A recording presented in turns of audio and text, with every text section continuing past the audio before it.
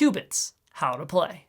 The object of the game is to collect the most cards after 9 rounds. The object of each round is to be the first player to correctly arrange their cubes to match the pattern on the card.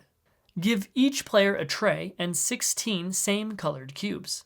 Shuffle, then place the stack of Q-Bitz cards face down in the center of the table. Before each round, all cubes start out of the trays. There are no turns. All play happens simultaneously.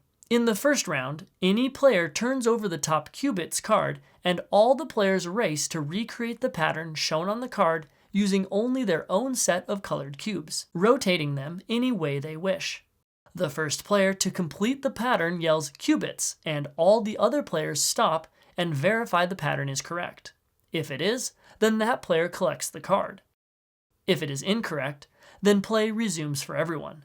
In the second round, play as before, except this time, all the players must roll their cubes like dice, and then may only use the top faces of the cubes. Players may re-roll their dice as many times as they want. In the third round, it is the same as the first round, except the card is flipped face up for only 10 seconds, in which the players must memorize the pattern. Then it is flipped face down. Once a player thinks they have it, they yell Q-Bitz and can check the card. If they are correct, then they win. If they are incorrect, then play resumes for the other players. If no one gets the pattern perfectly, then once everyone has checked, then the player with the most cubes in the correct location wins the round.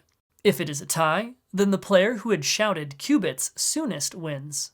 Play 3 sets of 3 rounds. Then, the player with the most cards at the end wins.